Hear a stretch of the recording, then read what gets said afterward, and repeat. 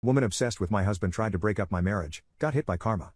16 years ago my husband and I were married with a 1-year-old little girl. One night my daughter and I spent the night at my sister's house with her 2 kids. That night my husband's best friend John came over to our house to hang out with him.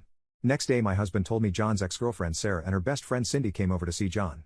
John was already with a new girlfriend Sandy, but John slept with Sarah in our spare bedroom and Cindy had tried to sleep with my tipsy husband. He kicked them out at like 2 a.m. My husband turned Cindy down, but apparently she had always had a crush on my husband. For a year, she would call his phone. We never knew how she got it, but we changed his number twice and she kept getting it and calling, saying lewd things, even sending emails saying how our daughter needed to be put down so she didn't end up being a beach like me. That they would jump me and bash my daughter's head and if they saw us out alone. Kept sending updates on where I went, asked how my doctor's appointment was, and more creepy stalker stuff. For the longest time I refused to leave the house without my husband because I was seriously concerned they would hurt my daughter. For a year I felt trapped in my home. 3 weeks postpartum after an emergency C-section with our second child I was just holding my baby and sliding down the wall to sit and cry because she had called again.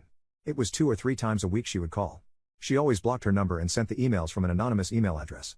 For a while I thought my husband was talking to her, how else would she be getting his new numbers? I lost so much faith in him.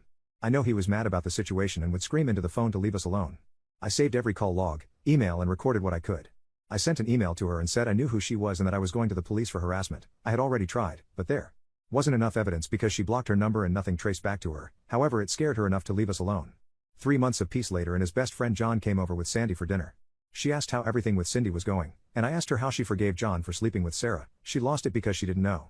He had lied and said he didn't and that my husband got it wrong, that they were just talking. Sandy didn't believe him and then John screamed at me. This is why I kept giving Cindy his number, she would be a better match for him. My husband threw John out and they yelled at each other outside for a while. Turns out John was upset my husband wasn't going out and partying with him. John thought it was me, not allowing my husband to go. But that wasn't true. My husband just didn't want to go. He preferred to be home with me and our daughter. The few times he went out with John the first practically had to kick him out of the house to get him to go. John couldn't understand it was my husband who didn't want to go clubbing, but my husband has never been a clubbing guy. He kicked John out of our lives that night and husband hasn't spoken to him since. We changed his number one last time and never had any other issues. Cindy got some serious karma. I couldn't help but laugh when I learned she married a guy a year later, had a kid and got cheated on and then he left her for another woman while she was pregnant. I usually don't enjoy others' misfortunes, however after the hell she put us through, especially during my pregnancy with our second child, I laughed when I heard.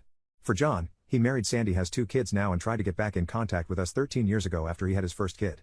He wanted to apologize because apparently after having his own kid, he realized how screwed up he was, doing what he did. He called my husband's parents.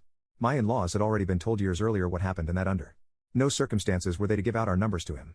So we went to my in-laws and my husband called him back and told him to never contact our family again. When husband called John back, we found out Cindy wasn't following us like we thought. John would tell her where we were going. So screw you John, you and that psycho Cindy.